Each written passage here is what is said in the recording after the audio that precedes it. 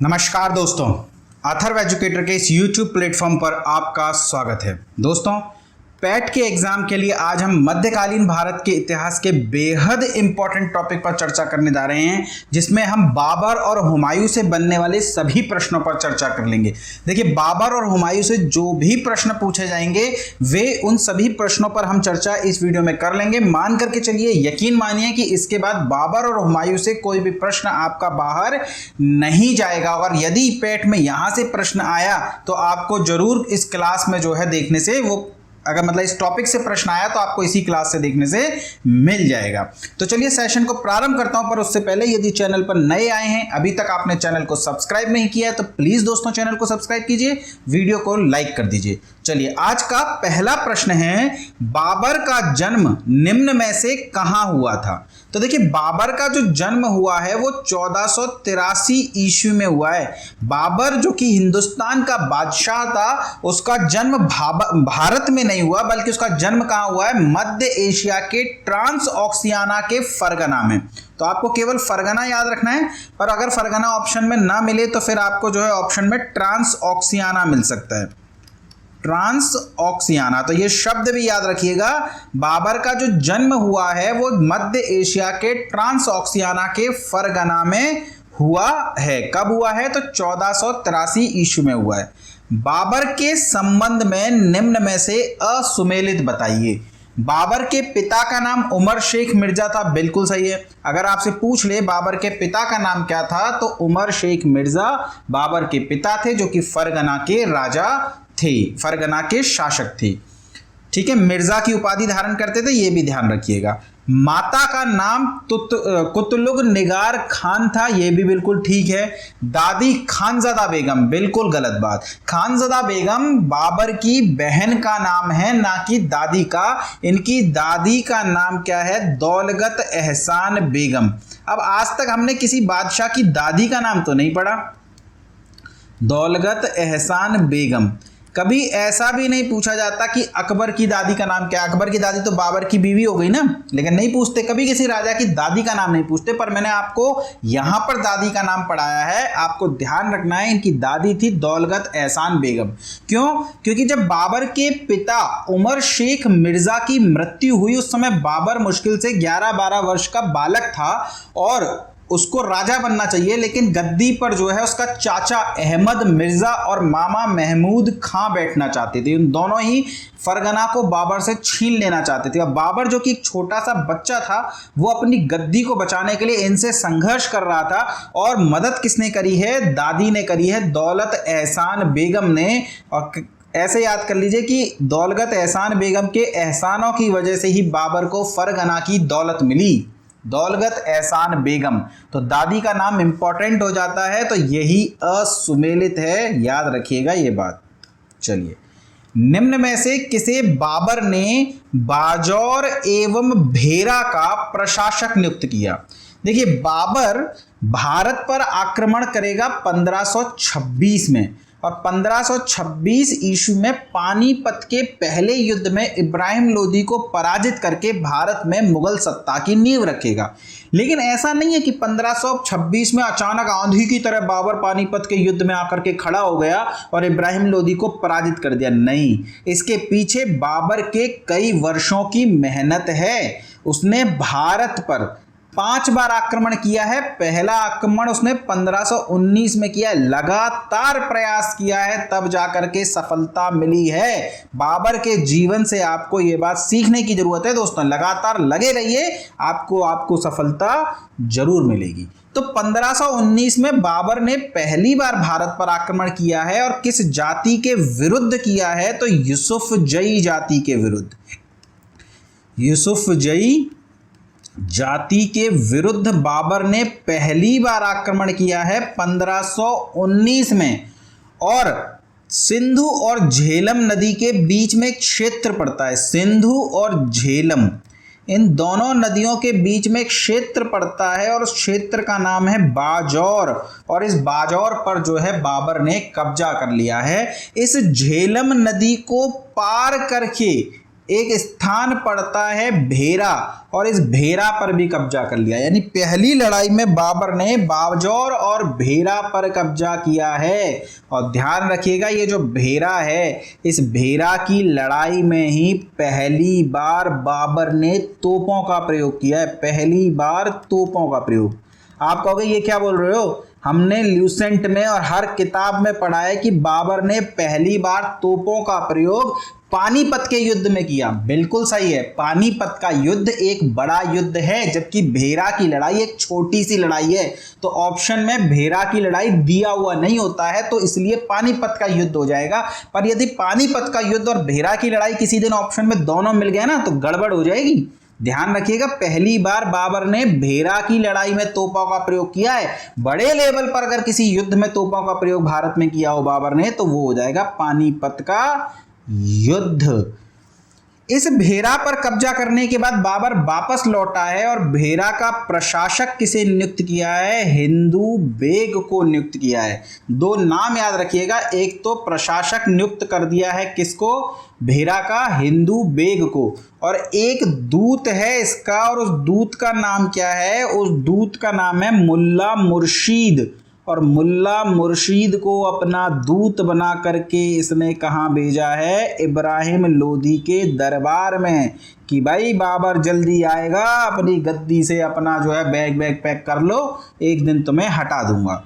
तो दूत भेजा है मुल्ला मुर्शीद कहाँ, इब्राहिम लोदी के दरबार में। और बाजौर का प्रशासक किसे नियुक्त किया है, हिंदू बेग को। पहला आक्रमण बाबर ने 1519 में यूसुफजई जाति के विरुद्ध किया, बाजौर और भेरा पर कब्जा कर लिया है। चलिए आगे देखते हैं, पूरी डिटेल से बात करेंगे, कोई प्रश्न बाहर नहीं जाएगा इसके बाद। बाबर के संबंध में निम्न में से सत्य कथन को पहचानिए। पिता की ओर से चंगेज खां का 5वां वंशज था, ये बिल्कुल गलत बात है दोस्तों। पिता की ओर से बाबर तैमूर का 5वां वंशज था, 5वां वंशज था। यानी चंगेज खां का नहीं, बल्कि किसका, तैमूर का 5वां वंशज था। जबकि माता की ओर से चंगेज खां, मंगोल नेता, मंगोल शासक चंगेज खां का 14वां वंशज था। यानी कि ये जो स्टेटमेंट हैं ये बदल दिए हैं, तो यहाँ पर चंगेज आएगा। ठीक है, तो ये कथन जो है आपके गलत हो जाएंगे, दोनों ही स्टेटमेंट आपके क्या हो जाएंगे, गलत हो जाएंगे। इन्हें आप ध्यान रखिएगा। पिता की ओर से तैमूर का 5वां वंशज है, और माता की ओर से चंगेज का 14वां वंशज है। बाबर ने भारत पर पहला आक्रमण 1515 में किया, तो 1515 में थोड़ी किया, अभी तो देखा हमने 1519 में बाबर ने बाजौर और भेरा को जीत लिया था। तो पहला आक्रमण कब किया है, 1519 में। मुल्ला मुर्शीद को बाबर ने दूत बनाकर इब्राहिम लोदी के दरबार में भेजा, बिल्कुल। हिंदू बेग को प्रशासक नियुक्त किया है, मुल्ला मुर्शीद को इब्राहिम लोदी के दरबार में भेजा है। बाबर ने किस विजय के उपरांत मिर्जा की उपाधि त्याग दी। अब देखिए, आप थोड़ी कहानी को समझिए। बाबर फरगना का राजा है, लेकिन फरगना पर यूनुस खां और महमूद खां, यूनुस खां तो नाना था, महमूद खां जो इसका मामा था वो, और अहमद मिर्जा जो इसका चाचा था वो फरगना पर कब्जा करना चाहता है। साथ ही उज्बेक नेता है समरकंद का राजा शैबानी खां, वो भी फरगना पर कब्जा करना चाहता है। शैबानी खां ने फरगना पर आक्रमण करके फरगना को जीत लिया। बाबर भाग गया खोजंद की पहाड़ियों में। फिर बाबर लौटता है, समरकंद पे कब्जा कर लेता है।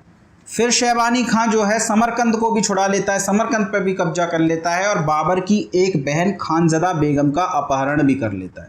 मतलब लगातार लड़ाई चल रही है फरगना और समरकंद को लेकर के शैबानी खां के साथ में, और बाबर त्रस्त हो जाता है और एंड में फैसला करता है कि ये जो फरगना और समरकंद का विवाद है इसे मैं छोड़ देता हूं और मैं जीत लेता हूं किसे, काबुल को। एक नया ही साम्राज्य खड़ा करता हूं अपना।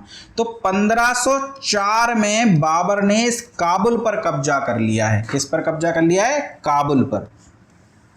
और इस काबुल विजय के उपलक्ष्य में मिर्जा की उपाधि त्याग दिया। पहले बाबर, देखिए इसके पिता का नाम क्या था, पिता का नाम बताइए क्या था, अभी तो हमने चर्चा करी थी, ये देखिए सब कुछ तो बताया था आपको। उमर शेख मिर्ज़ा, क्या था पिता का नाम? उमर शेख मिर्ज़ा, यानी इसका पिता जो है मिर्ज़ा की उपाधि धारण करता है। इसके चाचा का नाम क्या है? अहमद मिर्ज़ा, यानी इसका जो चाचा है वो भी मिर्ज़ा की उपाधि धारण करता है। तो इसके खानदान में सभी मिर्ज़ा की उपाधि धारण कर रहे हैं। बाबर मिर्ज़ा उपाधि धारण करता था, लेकिन 1504 के बाद उसने मिर्ज़ा की उपाधि को त्याग दिया है और पादशाह की उपाधि धारण करी है। किसकी उपाधि? पादशाह बाबर। और यही पादशाह भारत में आकर के क्या बन गया? बादशाह। ध्यान रखिएगा ये बात। तो 1504 में काबुल विजय के बाद बाबर ने मिर्जा की उपाधि त्याग दी, पादशाह की उपाधि धारण कर ली है। और काबुल कब जीता है? तो 1504 में जीता है। चलिए आगे चलते हैं। निम्न में से किसने बाबर को कलंदर की उपाधि दी? तो जब पानीपत का युद्ध बाबर ने जीत लिया तो ये बाबर कहते हैं काबुल की जनता को बहुत प्यार करता था, तो भारत से इसे अकूत संपत्ति प्राप्त हुई, तो इसने काबुल की जनता में एक एक चांदी का सिक्का बंटवा दिया, जिससे प्रसन्न होकर काबुल की जनता ने बाबर को कलंदर की उपाधि प्रदान करी। कलंदर मतलब दानवीर। तो कलंदर की उपाधि बाबर को किसने दी है? तो काबुल की जनता ने।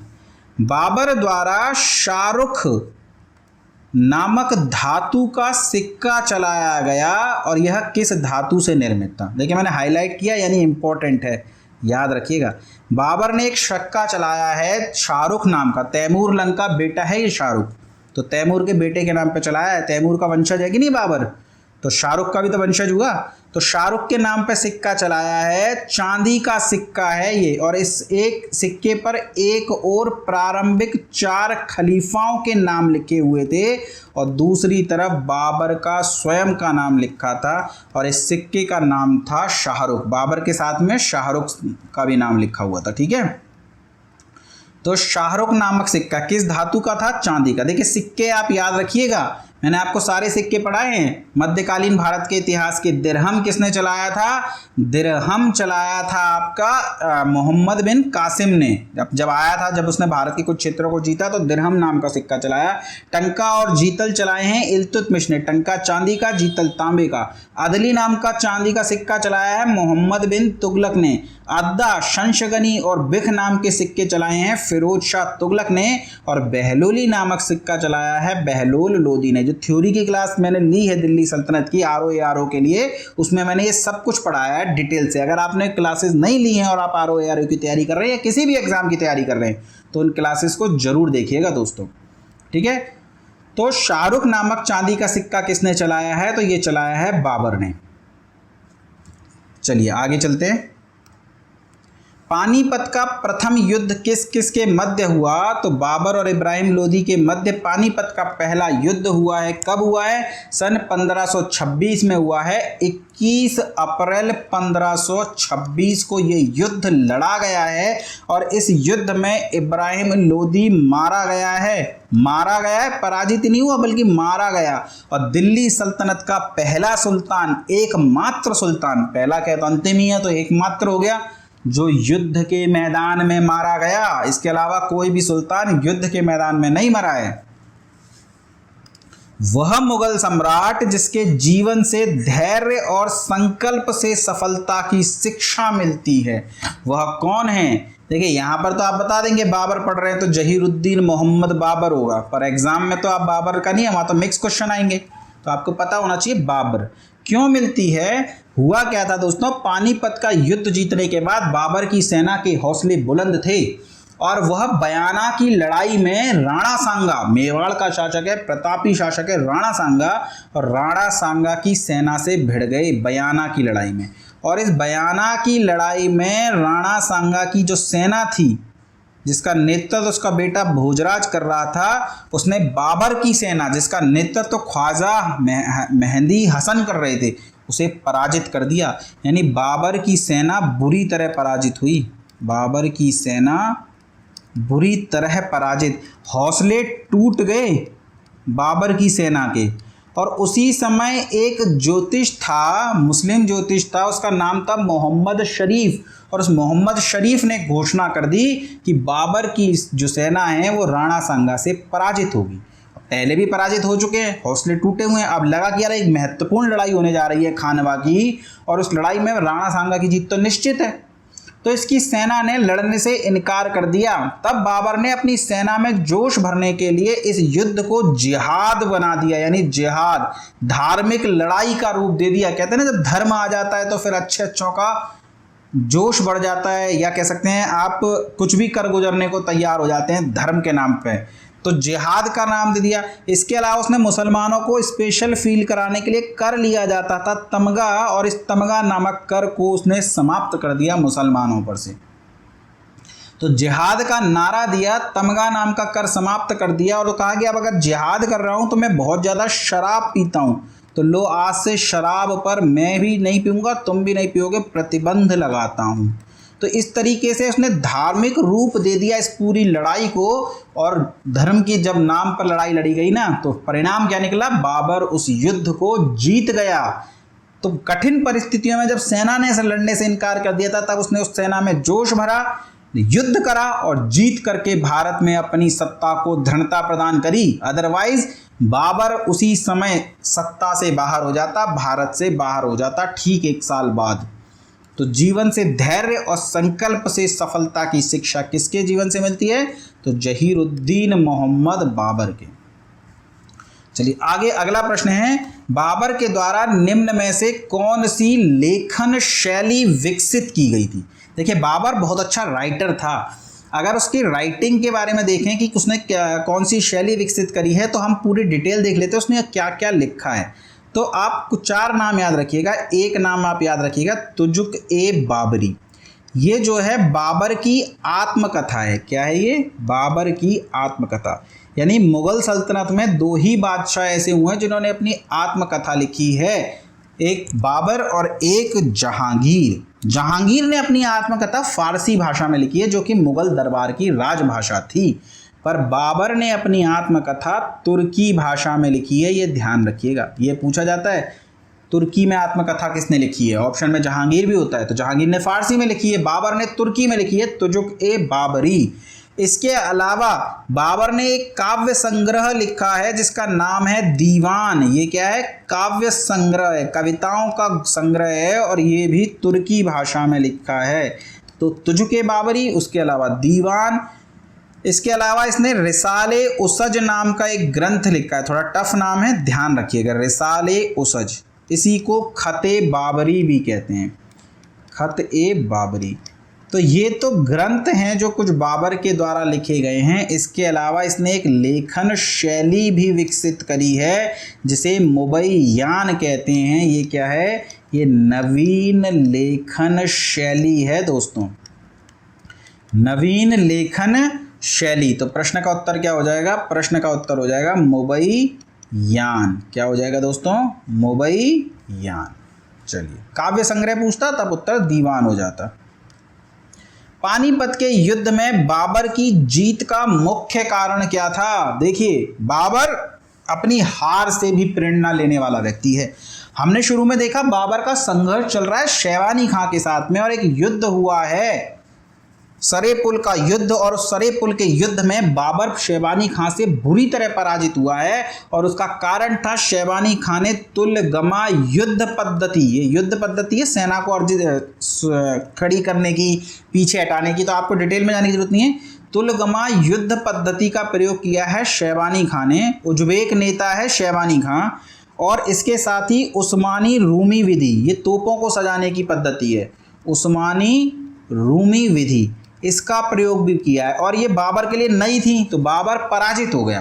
पर बाबर ने पराजित होने के बाद भी इन पद्धतियों को देखा, सीखा कि क्यों पराजित हुआ मैं, अपनी कमियों का उसने विश्लेषण किया, और बाद में इसी पद्धति का प्रयोग बाबर ने पानीपत के युद्ध में इब्राहिम लोदी के विरुद्ध किया, और इब्राहिम लोदी की सेना को पराजित कर दिया।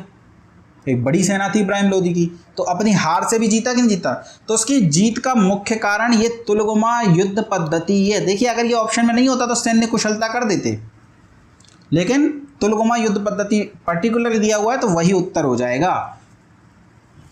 किससे सीखी है तुलगमा युद्ध पद्धति उस्मानी रूमी विधि? तो शेरवानी खां से। हालांकि सीखी नहीं है शेरवानी खां से, पर उसने उसको देखा तो है। अब जैसे एकलव्य ने सीखी थी द्रोणाचार्य से युद्ध विद्या, तो आप ऐसे समझ लीजिए। तो उज्बेक नेता, तो कई बार नाम नहीं दिया होता किससे सीखी है, तो उज्बेकों से सीखी है। उज्बेक नेता शैबानी खां से सीखी। ये सारी कहानी आपको अब समझ में आ गई होगी, तो अब आपको प्रश्न का उत्तर भी समझ में आ रहा होगा। चलिए आगे चलते हैं। निम्न में से किस ग्रंथ की रचना बाबर के द्वारा नहीं की गई, तो हमने देखा तुजुक-ए बाबरी तुर्की भाषा में लिखा बाबर की आत्मकथा है, दीवान जो है एक काव्य संग्रह है, और इसके अलावा रिसाले उसज नाम का एक ग्रंथ भी लिखा है जिसे खते बाबरी के नाम से भी जाना जाता है। जबकि पादशाह नामा शाहजहां कालीन ग्रंथ है, ये जो है बाबर के द्वारा नहीं लिखा गया। मध्यकालीन भारत के मुगल शासक वस्तुतः थे, तो क्या थे, तैमूर के 5वें वंशज यानी तुर्क थे, चगताई तुर्क।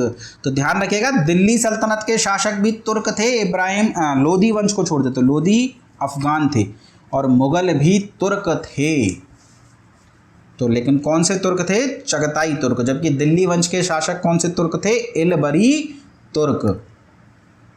निम्नलिखित में से किस युद्ध में एक पक्ष द्वारा प्रथम बार तोपों का उपयोग किया गया। अब देखिए आ गया वो प्रश्न। अब इस तरीके का प्रश्न आता है और इसमें कहीं भी भेरा की लड़ाई ऑप्शन में नहीं दिया हुआ, नहीं दिया ना भेरा की लड़ाई। तो भेरा की लड़ाई जब ऑप्शन में नहीं होता है तो फिर उत्तर क्या हो जाता है, पानीपत का प्रथम युद्ध। तुजुक-ए बाबरी किस भाषा में लिखा गया है, तो तुजुक-ए बाबरी तुर्की भाषा में लिखी हुई बाबर की आत्मकथा है। ये प्रश्न है दोस्तों, पूछा गया प्रश्न है, घटना चक्र से उठाया है ये प्रश्न मैंने, तो इम्पोर्टेंट प्रश्न है, ध्यान रखिएगा। हालांकि अब काफ़ी टाइम से नहीं पूछा, पर पूछ ले तो कोई भरोसा नहीं होता। तो बाबर को भारत पर आक्रमण करने वालों में से एक आलम खां, आक्रमण करने के लिए निमंत्रित करने वालों में से, अब ठीक है, निमंत्रित करने वालों, राइटिंग को थोड़ा इग्नोर कीजिएगा, वहाँ पे जगह नहीं है। बाबर को भारत पर आक्रमण करने के लिए निमंत्रित करने वालों में से एक आलम खां। देखिए बाबर को भारत पर आक्रमण करने के लिए आलम खां और दौलत खान लोधी, इन दोनों ने बुलाया था। तो दौलत खान लोधी तो पंजाब का गवर्नर था, आलम खां जो है इब्राहिम लोदी का संबंधी था, रिश्तेदार था, और वो दिल्ली के राज सिंहासन पर कब्जा करना चाहता था, अपनी दावेदारी प्रस्तुत करता था। तो यही जो है ऑप्शन का उत्तर हो जाएगा।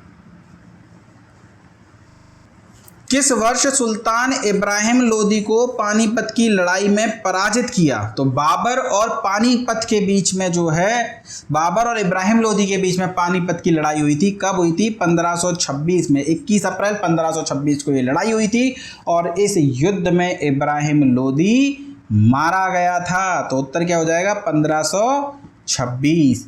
बाबर के द्वारा प्रयोग में लाई गई तोपों को सजाने की पद्धति निम्न में से क्या कहलाती थी, तो चर्चा हमने करी तुलगुमा युद्ध पद्धति और उस्मानी रूमी विधि। तो तोपों को सजाने की पद्धति क्या कहलाती थी, उस्मानी रूमी विधि। तो ऑप्शन में केवल उस्मानी पद्धति है, तो ये हमारे प्रश्न का उत्तर हो जाएगा। रूमी पद्धति भी होता तो भी वो हमारे प्रश्न का उत्तर हो जाता। निम्न में से कौन पानीपत के युद्ध में बाबर का तोपची नहीं था। देखिए 3 तोपची आपको याद रखने मुगलिया काल में, ज़्यादा नहीं याद रखने। एक का नाम है उस्ताद अली, एक का नाम है मुस्तफ़ा खां, और एक का नाम है रूमी खां। उस्ताद अली और मुस्तफ़ा खां ये बाबर के तोपची है। किसके तोपची हैं, बाबर के तोपची। और रूमी खां ये हुमायूं का तोपची है। ये 3 नाम आपको याद रखने हैं, हुमायूं का तोपची। तो रूमी खां जो है बाबर का तोपची नहीं है। आपसे पूछा है पानीपत के युद्ध में बाबर का तोपची नहीं था, तो वो जो है कौन, वो हो जाएगा रूमी खां। जबकि उस्ताद अली और मुस्तफ़ा खां बाबर के युद्ध, पानीपत के युद्ध में बाबर के तोपची थे। निम्नलिखित में से कौन सा युग्म सही सुमेलित नहीं है। पानीपत का प्रथम युद्ध 1526 में लड़ा गया, बिल्कुल ठीक है दोस्तों। पानीपत का जो पहला युद्ध है वो कब लड़ा गया, वो लड़ा गया है 1526 में। खानवा का युद्ध कब लड़ा गया है, खानवा का युद्ध लड़ा गया है 1527 में। किसके विरुद्ध, राणा सांगा के विरुद्ध। किसके विरुद्ध लड़ा गया है? राणा सांगा के विरुद्ध। घाघरा का युद्ध 1529 में लड़ा गया है दोस्तों, और ये लड़ा गया है महमूद लोदी और नुसरत खां के विरुद्ध, तो ये भी ठीक है। चंदेरी का युद्ध ये 1530 में नहीं लड़ा गया दोस्तों, बल्कि 1528 में लड़ा गया। देखिए लगातार युद्ध लड़े हैं बाबर ने। 1530 में तो मर गया ना बाबर, तो 1526 में पानीपत का युद्ध लड़ा, 1527 में खानवा का युद्ध लड़ा, 1528 में चंदेरी का युद्ध लड़ा है, और 1529 में घाघरा का युद्ध लड़ा है। और चंदेरी का युद्ध इसने मालवा के शासक मेदिनी राय के विरुद्ध लड़ा है, ये भी आप ध्यान रखिएगा। तो ये हमारे जो है प्रश्न का क्या हो जाएगा? उत्तर हो जाएगा। चलिए आगे देखते हैं। खानवा के युद्ध के संबंध में असत्य कथन को पहचानिए। बाबर द्वारा लिया जाने वाला तमगा समाप्त कर दिया गया। हमने देखा तमगा नाम का कर उसने समाप्त कर दिया। इस युद्ध के बाद बाबर ने गाजी की उपाधि धारण करी। ये भी सही है दोस्तों, इंपॉर्टेंट फैक्ट है ये। किस युद्ध के बाद बाबर ने गाजी की उपाधि धारण करी? तो खानवा के युद्ध के बाद। बाबर ने इस युद्ध में पाती पेरवन का आह्वान किया। ये गलत हो जाएगा दोस्तों। पाती पेरवन का आह्वान बाबर ने नहीं बल्कि राणा सांगा ने किया था। राजस्थान में राजपुताने में एक रस्म होती है, जब भी कोई राजा पाती पेरवन का आह्वान करता है तो उसके मित्र, उसके रिश्तेदार, उसके आसपास के सभी राजाओं को उसका साथ देना पड़ता है युद्ध में। तो राणा सांगा के साथ राजपुताने के लगभग सभी राजा खड़े थे बाबर के साथ, इसीलिए तो वो युद्ध टफ हो गया था, पर बाबर ने अपनी धैर्य का परिचय देते हुए उस युद्ध को जीत लिया। तो इस युद्ध में पाती पेरवन का आह्वान बाबर ने नहीं बल्कि राणा सांगा ने किया था। भारत में मुगल सत्ता सुदृढ़ हो गई, ये ठीक है। चलिए अगला है, बाबर ने बाबरनामा में किस हिंदू राज्य का उल्लेख किया? बाबरनामा मतलब तुजुके बाबरी। इसमें दोस्तों 5 मुस्लिम राज्यों का उल्लेख है, तो आपको सारे पता होने चाहिए, और 2 हिंदू राज्य। तो बाबरनामा में 5 मुस्लिम राज्य और 2 हिंदू राज्यों का वर्णन करता है बाबर। मुस्लिम राज्य अगर आप देख लें तो एक तो बंगाल हो जाएगा, इसके अलावा दूसरा दिल्ली हो जाएगा, दिल्ली के अलावा मालवा, मालवा के अलावा बहमनी, और बहमनी के अलावा एक आपका गुजरात। ये 5 हो गए दोस्तों। तो 5 मुस्लिम राज्यों का वर्णन करता है बाबर। बंगाल, दिल्ली, मालवा, बहमनी, गुजरात, और 2 हिंदू राज्यों का वर्णन करता है। हिंदू राज्य तो कई थे, लेकिन फिर वो सिर्फ 2 का ही वर्णन करता है। एक तो मेवाड़ का, और मेवाड़ के शासक हैं राणा सांगा, और दूसरा वो करता है विजयनगर का, और विजयनगर के उस समय राजा थे कृष्णदेव राय। और बाबर कृष्णदेव राय को बहुत ही शक्तिशाली शासक बताता है। तो यहाँ पर ऑप्शन में मेवाड़ है, तो प्रश्न का उत्तर क्या हो जाएगा? मेवाड़। निम्न में से किस मुगल बादशाह का मकबरा भारत में स्थित है? देखिए बाबर का मकबरा, बाबर को पहले आगरा में दफनाया था, पर बाद में इसको ले गए काबुल। तो बाबर का जो मकबरा है वो कहाँ पर है दोस्तों? वो है काबुल में। जहांगीर का मकबरा शाहदरा में है, और शाहदरा दिल्ली वाला नहीं है बल्कि ये पाकिस्तान में पड़ता है। तो जब दफनाया था जब भारत था, और अब तो पाकिस्तान है। हुमायूं का मकबरा कहाँ है? हुमायूं का मकबरा दिल्ली में है, जबकि बहादुर शाह द्वितीय की मृत्यु कहाँ हुई थी? ये तो दुर्भाग्यशाली व्यक्ति था, इसकी मृत्यु तो रंगून में हुई थी। तो भारत में किसका मकबरा है? तो वो जो है हुमायूं का मकबरा है दिल्ली में। ये तो भारत इनकी अस्थियां कभी पहुंची नहीं। बाबर ने निम्न में से किसे हिंदू पुत्री कह करके पुकारा था? तो रानी कर्णावती को जो है बाबर ने हिंदू पुत्री कह करके पुकारा था। रानी कर्णावती मेवाड़ की वीरांगना महारानी। निम्न में से कौन बाबर का पुत्र नहीं था? तो बाबर के 4 पुत्र थे दोस्तों। चारों के नाम याद रखने हैं, क्योंकि हुमायूं के केस में पढ़ेंगे हम। हुमायूं ने अपने साम्राज्य का विभाजन जो है अपने 3 भाइयों के साथ किया था, चौथा तो खुद हुमायूं था ना। तो 4 पुत्र थे, एक का नाम तो था अस्करी, एक था हिंदाल, एक था कामरान, और चौथा हुमायूं। सुलेमान मिर्ज़ा ये जो है बाबर का भतीजा है, इसका पुत्र नहीं है। यही हमारे प्रश्न का उत्तर हो जाएगा। दोस्तों 25 प्रश्न हम पढ़ चुके हैं, अभी 25 प्रश्न और पढ़ेंगे इस टॉपिक से। हुमायूं के प्रश्न हैं वो ज़्यादातर, बाबर के तो हम अंत पर चल रहे हैं। आप फटाफट से दोस्तों चैनल को सब्सक्राइब कर दीजिए और वीडियो को लाइक कर दीजिए प्लीज़ दोस्तों। चलिए, बाबर द्वारा भारत में निम्न में से कौन सी प्रथा चलाई गई? तो बाबर ने भारत में वजहदारी प्रथा, जाप्ती बंदोबस्त प्रथा, कबूलियत प्रथा या महालवाड़ी प्रथा? तो भारत में बाबर ने वजहदारी प्रथा चलाई थी। वजहदारी प्रथा क्या होता है? सरदारों को वेतन के बदले जागीर देने की जो प्रथा थी वो वजहदारी प्रथा थी। देखिए, वेतन के बदले जागीर देने की प्रथा अलग अलग समय में अलग अलग नाम से जानी जाती है, पर ज्यादातर आपको जो नाम मिलेगा वो वजह और त्युल मिलेगा, वजह एंड त्युल। तो वजह यही है, वजहदारी प्रथा यानी वेतन के बदले जागीर देना, ये बाबर के द्वारा प्रारंभ की गई थी। निम्न में से किसने बाबर को भाग्यशाली शासक कहा है? देखिए, भाग्यशाली शासक क्यों? क्योंकि वो खानवा का युद्ध जीत गया, अदरवाइज बाबर का नाश उसी समय हो जाता, उसी युद्ध में। तो लेन पूल ने बाबर को भाग्यशाली शासक कहा है। तो कुछ इतिहासकार कहते हैं भाग्य, कुछ इतिहासकार कहते हैं उसके कर्म, और भाग्य और कर्म की लड़ाई तो हमेशा ही चलती आई है। तुजुक ए बाबरी का फारसी अनुवाद निम्न में से किसके द्वारा किया गया? देखिए, फारसी अनुवाद, तुजुक ए बाबरी तो तुर्की में लिखी हुई है, फारसी अनुवाद किसने करा था? तो फारसी अनुवाद किया था अब्दुल रहीम खाने खाना ने। अकबर के दरबार में थे, ये बैरम खां के बेटे थे, अब्दुल रहीम खाने खाना, अच्छे पोएट थे। इन्होंने तुजुक ए बाबरी का फारसी में अनुवाद किया। हालांकि हिंदी का भी बहुत अच्छा ज्ञान था इन्हें, रहीम को, तो लेकिन इन्होंने फारसी में अनुवाद किया है। इंग्लिश में किसने अनुवाद किया है? नाम अगर आपसे पूछ ले तो मैडम बेवरीज, इनके द्वारा इंग्लिश में अनुवाद किया गया है। फारसी से अंग्रेजी में जो अनुवाद है वो बेवरीज ने किया है, सॉरी तुर्की से, मूल रूप से तुर्की भाषा में लिखी गई थी ना, तो अब्दुल रहीम खाने खाना ने तुर्की से फारसी में किया है और बेवरीज ने तुर्की से इंग्लिश में किया है। फारसी से इंग्लिश में किसने किया है? तो 3 नाम मिलते हैं दोस्तों, एक है लीडन का, एक है एरिक्सन का और एक है किंग का।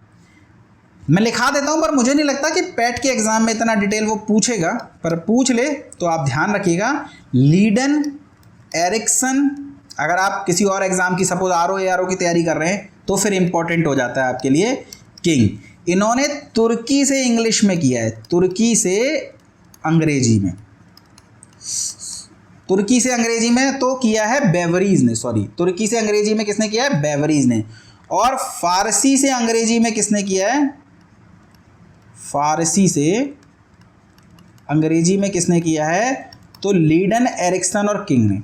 यानी अगर आपसे पूछ ले तुर्की से फारसी में किसने किया तो अब्दुल रहीम खाने खाना ने, तुर्की से अंग्रेजी में किसने किया है? बेवरीज ने। सिर्फ इतना पूछे इंग्लिश में अनुवाद किसने किया है, तो मूल रूप से जो इसका अनुवाद है वो बेवरीज नहीं करा है, मैडम बेवरीज ने, तो वही उत्तर हो जाएगा। तो ये इंपॉर्टेंट है, बेवरीज वाला, ये क्या है? इंपॉर्टेंट है।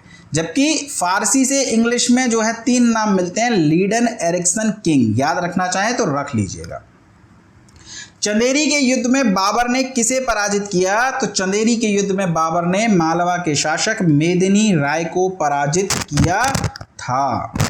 निम्न में से कौन सा युद्ध जमीन और पानी दोनों जगह लड़ा गया?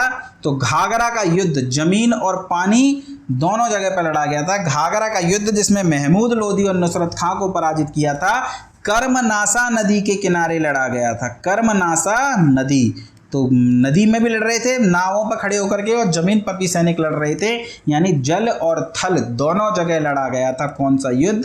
तो वो हो जाएगा आपका घाघरा का युद्ध। निम्न में से किस युद्ध के उपरांत बाबर ने गाजी की उपाधि धारण करी? तो तमगा नामक कर समाप्त कर दिया, शराब पर प्रतिबंध लगा दिया, जिहाद का नारा दिया, गाजी की उपाधि धारण करी। ये सभी बातें किस युद्ध के साथ जुड़ी हुई हैं? खानवा के युद्ध के साथ में। राणा सांगा ने इस युद्ध में पाती पेरवन का आह्वान किया था। खानवा युद्ध के समय बाबर ने निम्न में से कौन सा कर समाप्त कर दिया? तो तमगा नाम का कर समाप्त कर दिया। अब आते हैं क्वेश्चन हुमायूं के। हुमायूं का जन्म कहाँ हुआ था? तो 1504 में बाबर ने काबुल को जीत लिया था और इसी काबुल में हुमायूं का जो है जन्म हुआ था। तो हुमायूं का जन्म कहाँ हुआ? तो काबुल में हुआ। पिता का नाम बाबर, माता का नाम माहम बेगम। दिल्ली की गद्दी पर बैठने से पहले हुमायूं कहाँ का सूबेदार था? तो हुमायूं को बाबर ने बदख्शां का सूबेदार बनाया था। तो गद्दी पर बैठने से पहले हुमायूं कहाँ का सूबेदार था? तो बदख्शां का सूबेदार था। निम्नलिखित में से किसने अपने बादशाह पति के लिए मकबरे का निर्माण करवाया? तो देखिए, हुमायूं का मकबरा जो कि दिल्ली में स्थित है, उसका निर्माण किसके काल में हुआ अगर पूछ ले तो अकबर के काल में हुआ। और हुमायूं के मकबरे का निर्माण अकबर ने नहीं करवाया है, बल्कि किसने करवाया है? हाजी बेगम, एक विधवा थी, ठीक है, हुमायूं की, उन्होंने करवाया। ये अकबर की माता नहीं थी। हालांकि कुछ इतिहासकार अकबर की मां का नाम बताते हैं, तो दोनों प्रश्न आते हैं। तो अगर हाजी बेगम ऑप्शन में है ना, तो आपको हाजी बेगम ही करना है हर हालत में, अदरवाइज आपको अकबर की मां का नाम सेलेक्ट करना है। और मैंने आगे क्वेश्चन दिया है तो मैं बताऊंगा नहीं, आप जरा उस पर सोचिए, और यदि आपको याद आ रहा है तो अभी के अभी आप ये वीडियो देख रहे हैं तो कमेंट कर दीजिए आपके सामने उत्तर आने से पहले, ठीक है। चलिए, हुमायूं ने जब 1531 ईस्वी में कलिंजर पर आक्रमण किया तो उस समय कलिंजर का शासक निम्न में से कौन था? देखिए, आक्रमणों के क्रम आपको याद रखें। बाबर के आक्रमण के क्रम आपको याद रखने। हमने देखा बाबर ने पानीपत का युद्ध लड़ा, फिर घाघरा का युद्ध लड़ा, उसके बाद चंदेरी का युद्ध, पहले उसने पानीपत का युद्ध लड़ा, फिर खानवा का युद्ध लड़ा, फिर चंदेरी का युद्ध लड़ा और फिर घाघरा का युद्ध लड़ा। कई बार दोस्तों फ्लो में जो है आगे पीछे हो जाता है, तो थोड़ा ध्यान रखिएगा। मैं वैसे करेक्ट कर देता हूं। पानीपत का युद्ध 1526, खानवा का युद्ध 1527, इसके अलावा जो है मालवा का युद्ध कब लड़ा है बाबर ने? तो वो लड़ा है आपका 1529 में, और उसके बाद घाघरा का युद्ध लड़ा है आपका 1530 में, ठीक है। ये क्रम याद रखिएगा। उसी प्रकार आपको हुमायूं के युद्धों का क्रम भी याद रखना है। सबसे पहला कालिंजर पर आक्रमण किया है, फिर दोहरिया का युद्ध लड़ा है, उसके बाद चुनार का पहला घेराव किया है, फिर चुनाव को दूसरी बार घेरा है, चौसा का युद्ध लड़ा है, कन्नौज का युद्ध लड़ा है, और फिर अंत में सरहिंद का युद्ध लड़ा। ये नोट करा दूंगा मैं, ये क्रम आपको याद रखने, प्रश्न पूछे जाते हैं। तो सबसे पहले हुमायूं ने कालिंजर पर आक्रमण किया है, और कालिंजर का जो शासक है वो है प्रताप रुद्र देव। कौन है? प्रताप रुद्र देव। तो ध्यान रखिएगा इस बात को, संधि कर लिया इसके साथ में। दोहरिया के युद्ध में हुमायूं ने किसे पराजित किया? तो दूसरा युद्ध दोहरिया का युद्ध लड़ा है, इसे देवरा का युद्ध भी कहते हैं, और इसमें हुमायूं ने महमूद लोदी को पराजित किया है। तो दोहरिया के युद्ध में महमूद लोदी की मदद करी है शेर खां ने।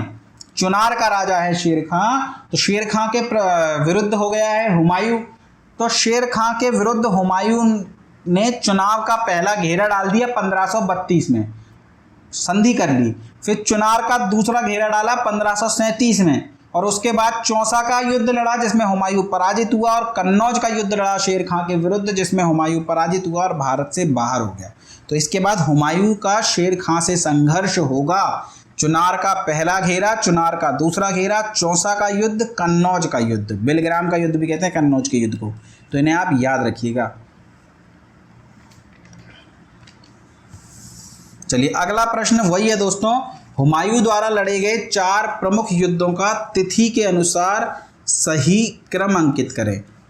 तो सबसे पहले हुमायूं ने कालिंजर का युद्ध लड़ा है, वो ऑप्शन में है नहीं। कालिंजर के युद्ध के बाद देवरा का युद्ध लड़ा है, जिसे दोहरिया का युद्ध भी कहते हैं। इसका मतलब ये उत्तर नहीं हो सकता, ये उत्तर नहीं हो सकता, या तो ये होगा या ये होगा।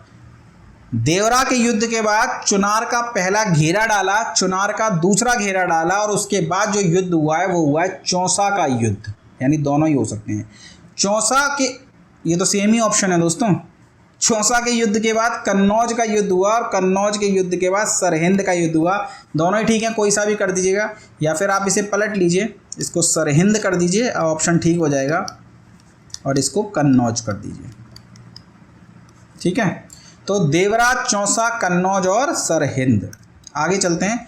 हुमायूं के मकबरे का निर्माण निम्न में से किसके द्वारा करवाया गया? आ गया वो प्रश्न। हुमायूं के मकबरे का निर्माण हुमायूं की एक विधवा हाजी बेगम के द्वारा करवाया गया, पर ऑप्शन में यदि हाजी बेगम ना हो तो हमीदा बानो बेगम कर दीजिएगा, जो कि अकबर की माता थी। कुछ इतिहासकार हमीदा बानो बेगम का नाम बताते हैं, कुछ इतिहासकार हाजी बेगम का नाम बताते हैं। चलिए आगे चलते हैं। हुमायूं तथा शेरशाह सूरी के मध्य चौसा का युद्ध कब लड़ा गया? इंपॉर्टेंट युद्ध है दोस्तों। चौसा का युद्ध 1539 में लड़ा गया है। इस युद्ध में हुमायूं पराजित हुआ है, कर्मनासा नदी में कूद गया है अपने प्राण बचाने के लिए, डूब रहा है कर्मनासा नदी के बहाव में, और उसी समय उसकी मदद करी है निज़ाम सिक्का नाम के एक भिश्ती ने। और हुमायूं ने उससे वादा किया है कि जब मैं दोबारा कभी दिल्ली की गद्दी पर बैठूंगा, अभी तो संकट में, उसे पता नहीं मैं दिल्ली पहुंचूंगा कि नहीं, तो अगर मैं कभी दिल्ली की गद्दी पर भविष्य में बैठा तो तुझे एक दिन का बादशाह बनाऊंगा। कहानी नहीं है, निज़ाम सिक्का को हुमायूं ने एक दिन का बादशाह बनाया है। निज़ाम सिक्का नाम है इस व्यक्ति का, और इस व्यक्ति ने एक दिन का बादशाह बने रहने में अपने आप को अमर करने के लिए चमड़े के सिक्के चलाए हैं। हालांकि इसके ये सिक्के भी एक ही दिन चले।